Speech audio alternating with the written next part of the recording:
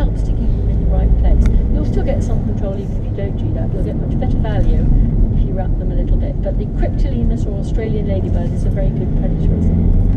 That's what to do. Thank you very much for your question. And who's got our final question?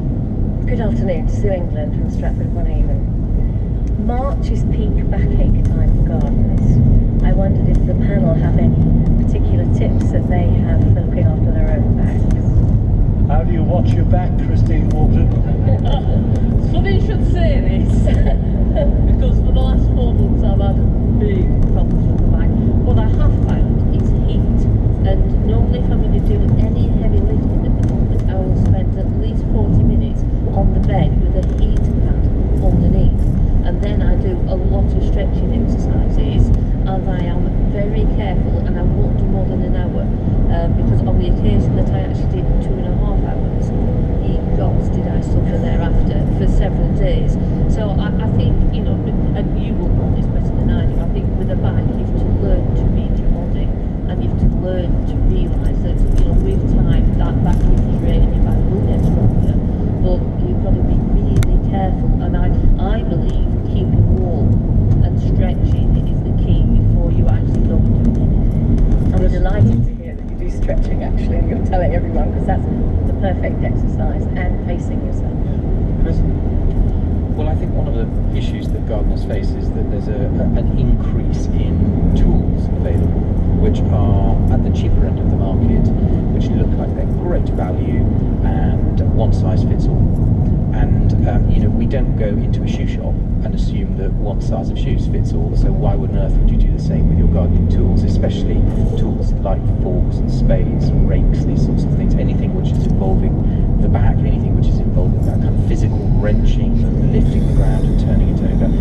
And I think that, you know, to go down the old-fashioned route and making sure that the handles on your spades and your forks are well preserved, they're well oiled, they're nice and comfortable, making sure the length of the shank on the tools is right so that you're not overly bending, and also digging properly. You know, the idea of being able to bend your knee when you bring the sod out of the ground, rather than trying to bring as much soil as possible. You know, there's a great, especially in an allotment situation, there's a kind of testosterone flush around March, isn't there? Where, you know, who can dig their allotment fastest and who can turn over the biggest sods. Actually, small efforts, small and regular efforts are much better than you know, one large grunt to get the job done as fast as possible.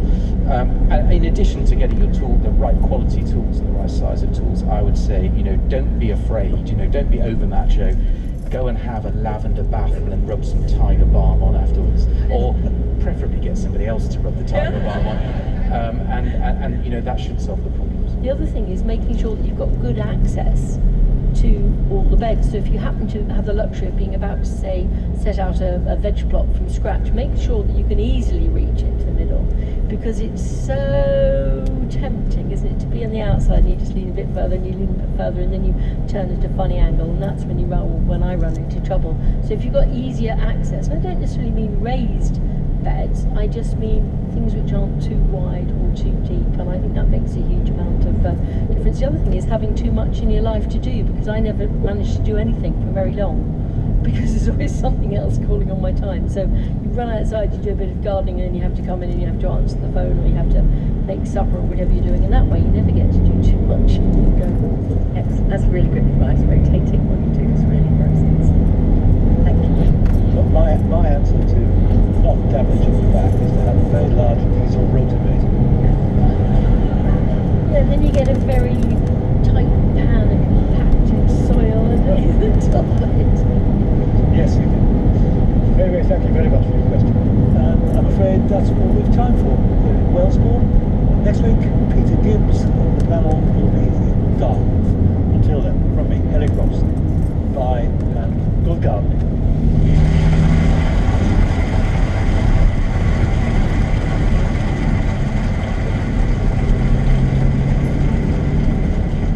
Gardener's Question Time was produced by Howard Shannon. The assistant producer was Hannah Newton. It's a Something Else production for BBC Radio 4.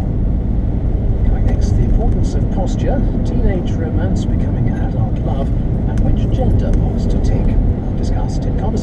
Birmingham, Cumbria and London, as Fee Glover introduces the omnibus edition of The Listening Project.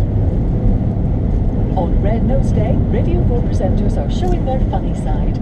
I love jokes. It's the only one I can remember. I think I learned it when I was about 5. It is extraordinarily pure. I really hate telling jokes. I'm actually so nervous about this. It's far worse than doing a live news programme.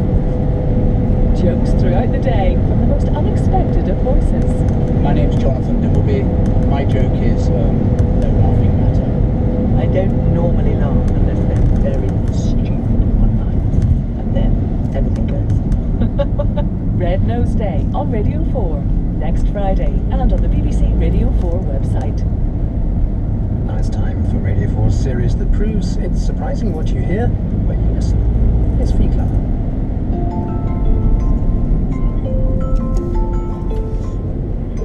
Hello and welcome to our Sunday Omnibus edition. This week covering love, gender terminology and sitting up straight. And that's where we'll start, with a conversation between two colleagues and friends, Victoria and Lisa. Victoria is 49 and has been a physiotherapist for 30 years. Lisa is 28 and has been practicing for 6 years. Both live and work in Birmingham. They love their profession, both of them getting a lot of job satisfaction from the results they can achieve with their patients. But sometimes it's a case of physician heal thyself, as Victoria found out when she had to give a talk to 100 of her colleagues, a daunting affair, as she had to call on her own knowledge to get her through. And I love this little chat because about 1 minute into it, I learned something that will stand me in good stead for the rest of my life. Emphasis on the stand. Here we go. It's quite a pressure on you. You're talking about stress, when you're doing presentation, but boy, I'm really stressed. I hadn't factored in I'd have to hold a big microphone. And because I was using flip charts, I had to hold a big microphone and write things on the board. That was stressful. And so, at one point, my brain was trying to shut down. Anyway, I managed to read. So it was stressful. As I said, there's all those little blank, everyone seems to have sort of blank faces still. With eyes and everything else. I've never spoken with them. So. Did she use any tactics or anything? I did the Harvard power pose at the beginning when everyone's doing that.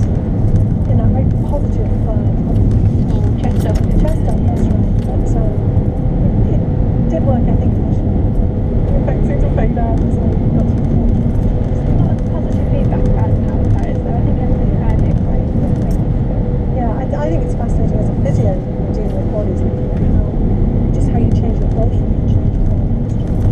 change your immune system when you're stressed. And I mean, one of the things I spend most of my time doing with patients is correcting the posture.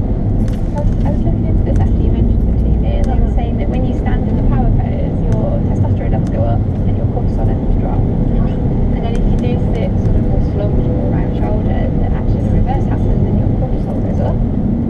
Testosterone goes down. Absolutely. So while we're correcting our patient's posture, maybe we also start to get a little bit more balance in the ways of working.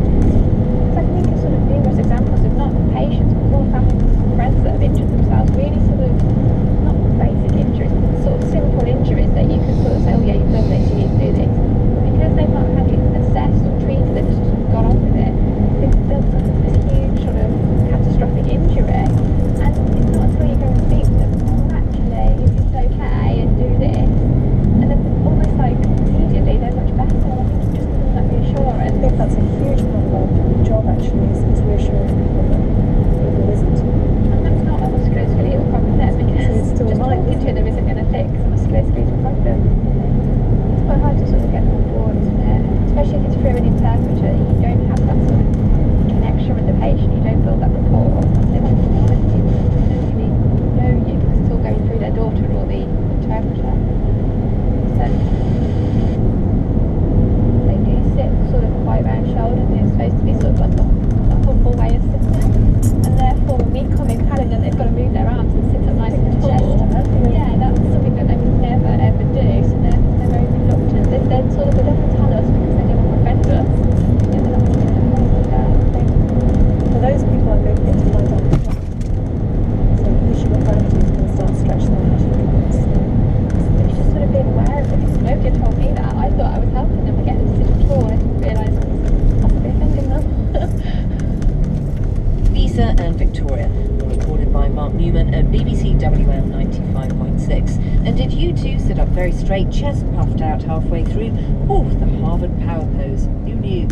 I felt a lot better for it actually. If you'd like to talk frankly to someone about work, love, life, anything really, we'd very much welcome your contribution. You can send us an email, listeningproject@bbc.co.uk, and we'll see what we can do. To London now, and a chat between friends Grace and Emmy. Grace is a journalist and photographer, and Emmy is a library archive assistant. Their friendship is bonded by a love of cake and common. They both gender queer, their choice of term. They identify as queer, but prefer genderqueer to gender neutral. Neither of them like to be called he or she, preferring they or people, or just their names. And, as you can imagine, in a world that likes to define people clearly, just think of the number of forms you now have to fill in as Miss, Mr, Ms every day. It's difficult to stand your ground if you're different. Now, this is a frank conversation, and there is some frank language in it. People get it wrong all the time. Yeah. And I think, it's one thing when people just if someone misgenders someone else, then, fine, you just correct it, you move on. But it's like when someone does show that bigotry, but you don't want to, I want it to not be an issue. Like, I don't want to have to call it out, or, not call it. Should I call it out? Should I, no. Sometimes you just wander on with your life. Yeah, and it's exhausting to basically be an educator all the time. I mean, there's so many different subjects where I'm an educator, and sometimes I just think I can't be off.